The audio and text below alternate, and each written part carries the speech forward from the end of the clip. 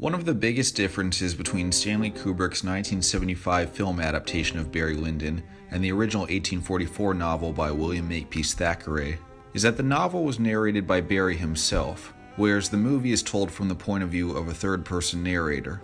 Kubrick himself claimed to film critic Michel Ciment, "I believe Thackeray used Redmond Barry to tell his own story in a deliberately distorted way because it made it more interesting.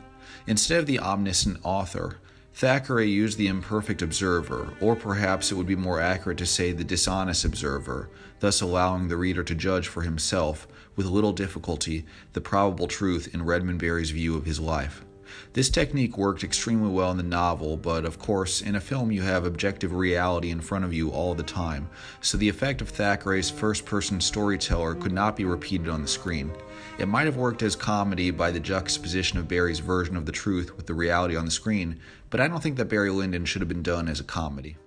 Based on this quote, I had initially assumed that the reason why Kubrick chose to use third-person narration in the movie was for stylistic reasons, and that this had been his plan all along.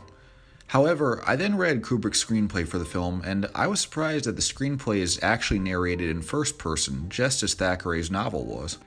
To be sure, Kubrick's screenplay is very different in more ways than one from the movie which he eventually made. Kubrick wrote the first draft of the script in 3 or 4 months, but when the film entered production, the script actually wasn't finished. You can tell because Kubrick doesn't put much description into the scenes, writing vague things like brief shot of duel or the dialogue for this scene has to be written. As Kubrick explained in a New York Times interview with John Hofstas, "What happens in the film business is something like this. When a scriptwriter or director starts out, producers and investors want to see everything written down. They judge the worth of a screenplay as they would a stage play and ignore the great differences between the two. They want good dialogue, tight plotting, dramatic development. What I have found is that the more completely cinematic a film is, the less interesting the screenplay becomes. Because a screenplay isn't meant to be read, it's to be realized on film. So if my earlier films seem more verbal than the later ones, it is because I was obliged to conform to certain literary conventions. Then, after some success, I was given greater freedom to explore the medium as I preferred. There will be no screenplay of Barry Lyndon published, because there is nothing of literary interest to read." I also get the impression that the reason why Kubrick didn't want the screenplay published is because it may not have been meant for anyone to read it in the first place. All of the characters' names are changed. For example, Barry is confusingly referred to throughout the script as Roderick. The Countess of Lyndon is referred to as the Countess of Cosgrove. Lord Bullington's name is Lord Brookside. Brian's name is Patrick, and so on. I couldn't find out why Kubrick changed all the characters' names in the script, but my guess is that he was so secretive about the project that he didn't want anyone to know which book he was adapting into a movie, in case his script ever got leaked to the public. But I wonder, if Kubrick never actually intended to use Barry's first-person narration from the book, then why did he include the first-person narration in his script?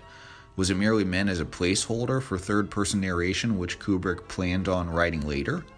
Or did Kubrick initially intend to use first-person narration only to later change his mind? And I wonder, when Ryan O'Neal first read the script, did Kubrick tell him that he'd be recording voiceover narration when the film entered post-production? A possible clue can be found in the 2004 book A Paper Life, which was written by O'Neal's daughter, Academy Award-winning actress Tatum O'Neal, who got to visit the set of Barry Lyndon as a young girl. Tatum O'Neal claims that Ryan O'Neal was originally going to record narration for Barry Lyndon.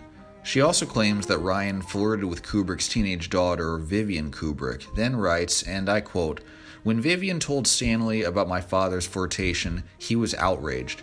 I never heard what he said to my father about it, but they had some kind of falling out.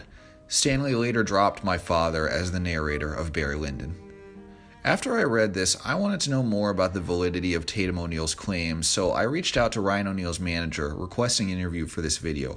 But Ryan O'Neal politely declined my request. He did, however, thank me for my interest in the movie.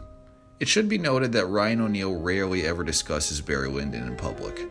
That's not to say he never talks about it. You can see a few videos here and there where he mentions it briefly, and he talked briefly about his memories of Kubrick in the 2014 documentary Kubrick Remembered.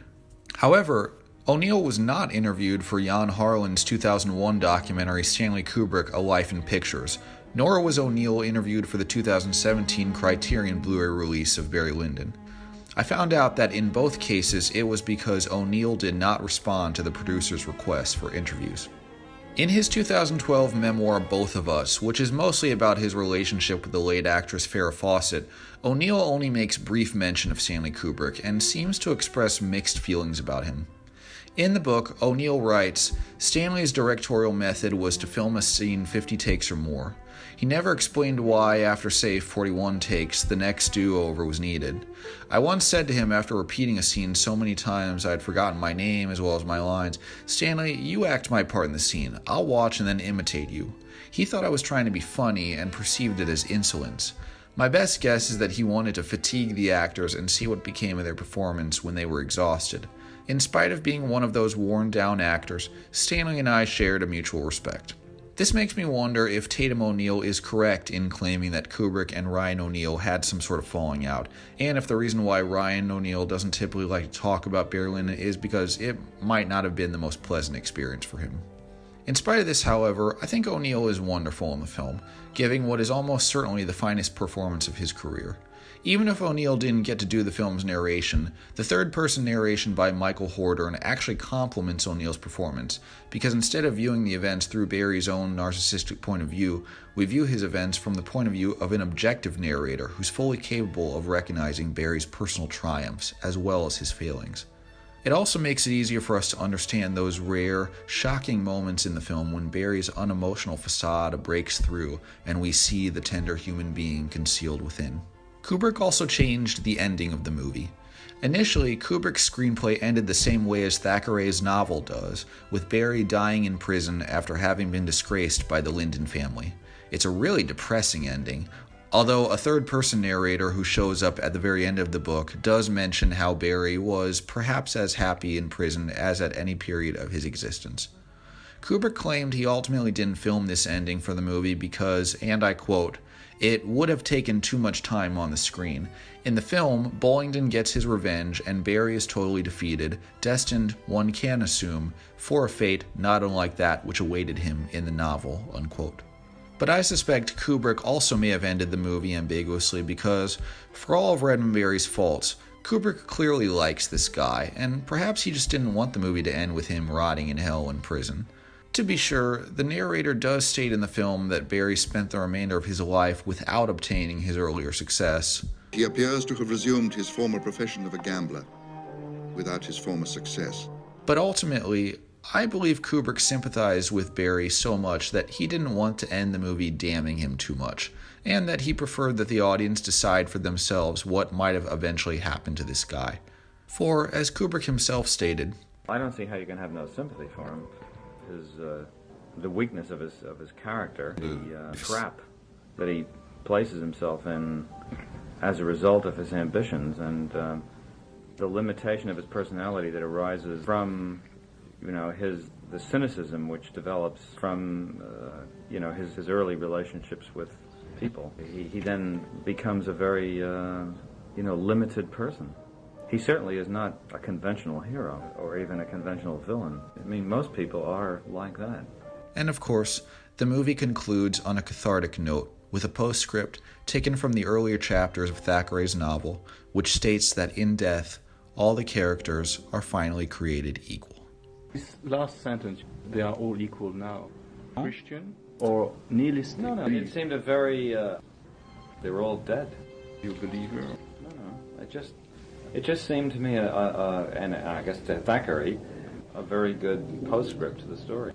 But I'm not thinking only about Barry Lyndon, but your films in general, so you can't protect yourself great despair. Or... I wouldn't say, honestly, I think that, I do think that the comparison between melodrama and honesty does depend, I suppose, on the weight that you give it, but basically, if you use all the difficulties which befall the main characters of the stories to, in the end, reinforce a belief, then you're not really saying what things appear to be. How disappointing you make the end of a film is a matter of, I suppose, taste or artistic balance, whatever it is. But, you always are faced with the problem of, are you going to try to reinforce this illusion which melodrama fosters, or are you going to reflect what one sees about life. I wouldn't say that it's Nihilistic? no. I think it's realistic. No, I mean, does the world seem to you a benevolent and fair place? No. Yeah. No. The solution may only be that it's possible to carry on, despite all these things that one has observed. Certainly the solution doesn't have to pretend that the world is a different place than it appears to be. Thanks for watching.